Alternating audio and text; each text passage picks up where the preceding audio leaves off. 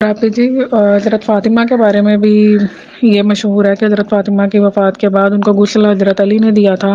اور وہ یہ پردے کی وجہ سے تھا یہ سارا سسٹم، کہ ان کے اگلے دن حضرت ابوبکر صدیق کو یا باقی لوگوں کو پتہ لگا تھا کہ ان کی وفات ہو گئی ہے۔ وہی اتنا مطلب کہ ان کو وہ پردہ کیا جاتا تھا ان کے اہل بیت میں،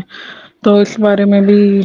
کیا سچائی ہے؟ نہیں، ان کو غسل جو ہے وہ حضرت علی نے اس لیے دیا تھا کہ وہ پردہ کرتی تھیں، تو کیا عورتوں سے بھی پردہ کرتی تھیں؟ وہ اس وقت ان کے ساتھ جو ہے وہ حضرت ابوبکر کی وائف کھڑی ہوئی تھیں،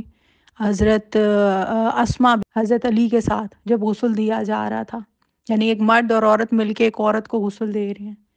تو اس میں پردے کا کیا تعلق ہے؟ وہاں پہ حضرت ابوبکر صدیق یا کسی اور نے آ کر تو نہیں دینا تھا نا غسل، مطلب ایک خاتون ہے، اس کو ایک مرد تو غسل نہیں دے گا۔ خواتین غسل، اور حضرت علی نے غسل دیا کیونکہ مرد جو ہے وہ اپنی بیوی کو غسل دے سکتا ہے، عورت بھی اپنے مرد کو غسل دے سکتی ہے، اس میں پردہ کہاں سے ثابت ہو گیا؟ نہیں مطلب کیا کہتے ہیں کہ حضرت مطلب مین تھی، شہزادی تھی ہمارے اسلام کی، تو اس کے بارے میں اگلے دن ان کے دفنانے کے بعد پتہ لگا، مطلب اتنی پردے میں ان کو غسل دے کے دفنا دیا گیا، تو باقیوں کو مطلب جنازے کو بھی دیکھنے کی اجازت نہیں تھی، اتنا وہ پردہ کرتی تھی۔ نہیں، میں اب اس کا کیا ڈیٹیل آپ کو دوں کہ بھئی ایک وہ انہوں نے غسل کیوں دیا تھا، ان کی مرضی انہوں نے غسل دے دیا۔ ایک پردے کے لیے جو ہے وہ یہ جتنی روایات بیان کی جاتی ہیں نا، وہ جو ان کے سر سے دوپٹہ سرکب بی بی فاطمہ کے، اور سورج رک گیا اور دن نہیں چڑھا، یہ سب کہانیاں ہیں، اس کا ان کی کوئی حقیقت نہیں ہے۔ اور وہ جو وہ کہتی تھیں ابھی نامحرم کی مرد کی نظر میرے پہ نہ پڑے، تو کوئی عورت چاہتی ہے کہ کسی نامحرم کی نظر ہم پہ پڑے؟ یہ ایک انڈرسٹوڈ سی بات ہے۔ ایک اسلامی تہذیب میں پلنے والی خاتون، یا جو اللہ کے قریب متقی پرہیزگار خاتون ہوتی ہے، وہ قطعاً نہیں چاہتی ہے کہ کسی نامحرم کی نظر میرے پہ پڑے۔ تو اس بات سے یا اس تقوی سے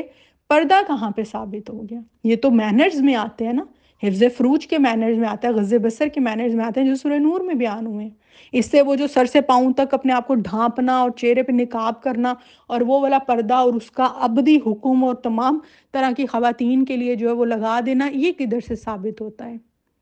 وہ آپ دیکھیں نا، ہم اس وقت شریعت کی بات کریں، قرآن کے حکم کی بات کریں، اگر وہ اپنے لیے کوئی چیز کو جائز سمجھتی تھیں یا وہ یہ چیز کرتی تھیں، تو ضروری تو نہیں کہ باقی صحابیات جنگیں بھی لڑ رہی ہیں، وہ باہر نکل کر جو ہے وہ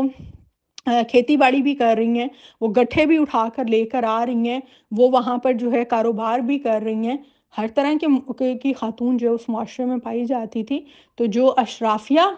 کے لیے جو وہ تھی، ایک تہذیب تھی، اگر وہ اس چیز کو اپنا رہی ہیں یا اپنے تقوی کے لحاظ سے وہ چل رہی ہیں، اور ہر خاتون یہ چاہتی ہے کہ بھئی ایک نامحرم کی نظر مجھ پہ نہ پڑے، اور جو افورڈ کر سکتی ہیں کہ بھئی وہ گھر سے باہر نکلے بغیر بھی جو ہے وہ اپنا معاملات چلا سکتی ہیں، تو شریعت ہر طرح کی خاتون کے لیے ہے نا۔ یہی تو میرا مدعا ہے جو میں نے اٹھایا ہے کہ بھئی آپ ایک وہ شریعت جو نبی کی بیویوں کے لیے پیغام وہ حکم دیا گیا، وہ بھی اس وقت کے حالات کو دیکھتے ہوئے آپ اس کو ابدی حکم کیسے بنا سکتے ہیں؟ امپاسبل ہے یہ چیز۔ یہ قرآن، کیونکہ دین اسلام دین فطرت ہے نا، فطرت کے خلاف جب بات کریں گے، قرآن اس چیز کو اٹھا کے باہر پھینک دے گا۔ تو یہی بات کہ مولوی جو ہیں ان کو قرآن سے نکالیں، اس طرح کے جو روایتی مولوی ہیں، اور اس کے اندر جو ہے وہ قرآن کے اپنے جو اس کا فہم ہے دین کا، اس کو سمجھیں کہ قرآن کیا کہہ رہا ہے، اس کے لیے اس میں اتر کے اس چیز کو پڑھنا پڑے گا۔ صرف آپ اردو پڑھ لیں گی نا، اس کے جو ترجمہ آپ کو خود ساری بات پتہ چل جائے گی۔ اور یہ جو روایات اور احادیث بیان کی جاتی، میں نے پہلے بھی بولا کہ یہ نبی صلی اللہ علیہ وسلم کی زندگی کے 80 سال، وفات کے 80 سال بعد یہ ریکارڈ تیار ہوا ہے۔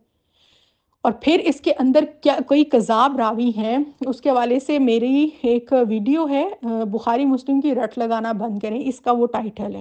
وہ آپ ضرور سنیے گا۔ میں نے اس میں ڈیٹیل میں گفتگو کی ہے کہ یہ جو حدیث کرتے رہتے ہیں، اس کا فہم بھی کسی کے پاس ہے، فن حدیث ہے، انہوں نے سیکھا ہوا ہے کہ بھئی اس اصول حدیث کیا ہوتا ہے،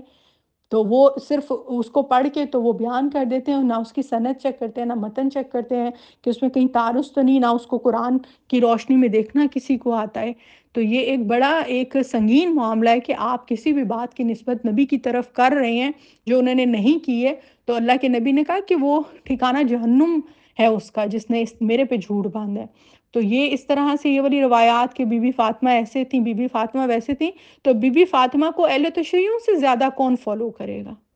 جو لوگ جو لوگ بڑے سے بڑے مفسر، عالم، مجدد کو ناک نیچے نہیں لے کر آتے ہیں اور وہ صرف اہل بیت کے منہج پہ چلتے ہیں، تو بی بی فاطمہ اگر پردہ کرتی تھی چہرے کا تو اہل تشیع کی خواتین کیوں نہیں کرتی ہیں؟ ان کے ہاں تو نہیں ہے، ان کے چہرہ ہاتھ پاؤں جو وہ کھلے رہیں گے، کیوں؟ کیونکہ اہل بیت میں سے ہی جو عبداللہ ابن عباس، جن کا میں بار بار تعارف کروا رہی ہوں، نبی صلی اللہ علیہ وسلم کے چچا کے جو بیٹے تھے،